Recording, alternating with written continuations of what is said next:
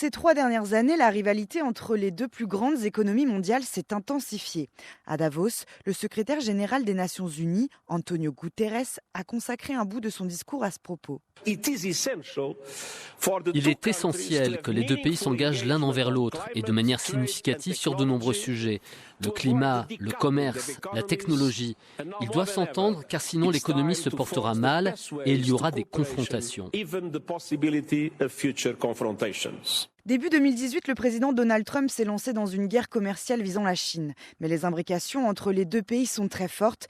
Il y a des conséquences. Marie-Françoise Renard est économiste spécialiste de la Chine. Cela a été coûteux pour l'économie chinoise, mais cela n'a pas empêché la Chine de garder un surplus économique avec les États-Unis très important. Donc finalement, ça n'a pas l'impact qui est attendu. De même, les entreprises américaines ont exprimé un peu de ressentiment vis-à-vis de cette politique et ont manifesté leur volonté de continuer à travailler avec la Chine. Il y a un conflit très important entre les deux sur la technologie, mais les deux pays sont interdépendants. Donc il faut essayer de trouver des solutions. Et c'est quelque chose qui est très difficile. Dernièrement, Washington décide de restreindre drastiquement l'exportation des semi-conducteurs de pointe. Ces semi-conducteurs sont essentiels au fonctionnement des ordinateurs, des smartphones et de quantité d'appareils électroniques. Washington justifie cette décision au nom de la sécurité nationale. Et du jour au lendemain, des entreprises chinoises sont privées de fournisseurs. Mais Pékin reste confiant et à mesure du temps gagne en puissance et en assurance. La Chine vient de vivre une mauvaise passe avec l'effondrement de ses exportations de moins 8% et de ses importations de moins 10% à cause de la plus importante vague de Covid dans le pays, poussant le gouvernement à mettre en place une politique sévère de restrictions. L'objectif de laisser derrière soi le repli économique semble encore plus loin. Liu He est le vice-premier ministre chinois. Nous voulons promouvoir plus d'ouverture à tous les niveaux. L'ouverture est un catalyseur du développement de la Chine et un moteur du progrès économique. L'ouverture de la Chine vers le monde extérieur ne fera que s'élargir.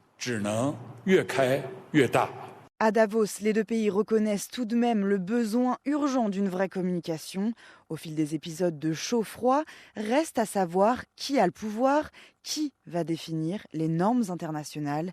C'est ça le cœur du sujet. Marie-Françoise Renard. La Chine voudrait pouvoir définir les normes qui jusqu'à maintenant ont été définies par les États-Unis. Mais on voit bien que le fonctionnement des institutions internationales et un certain nombre de normes ont été définies par les États-Unis. Et l'enjeu du pouvoir, c'est ça, c'est la définition des normes. La crainte suscitée chez les Américains est partagée de l'autre côté du continent, en Europe. Selon la présidente de la Commission européenne, Ursula von der Leyen, la Chine use en ce moment de tentatives agressives pour attirer les industries européennes.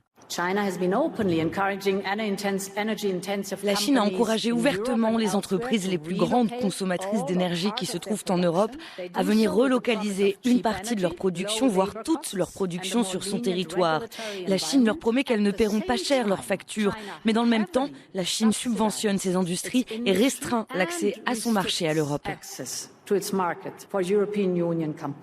Ursula von der Leyen a tout de même rappelé qu'il était nécessaire de continuer à travailler avec la Chine, mais que l'Europe n'hésiterait pas à ouvrir des enquêtes si ces pratiques ont des conséquences sur les marchés européens.